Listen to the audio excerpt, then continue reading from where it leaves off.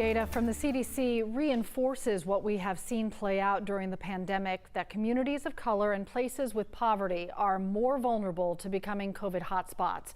Researchers looked at counties across the nation with rapidly increasing infection rates now.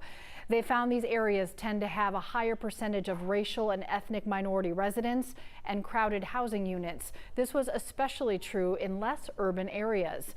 Today's report from the CDC did not identify specific counties or states, but in 2018, the CDC did classify dozens of Georgia counties south of Macon and Augusta as having the highest social vulnerability in the state. These include some of the same Southwest counties that were highlighted as COVID-19 hotspots near the beginning of the pandemic here in Georgia.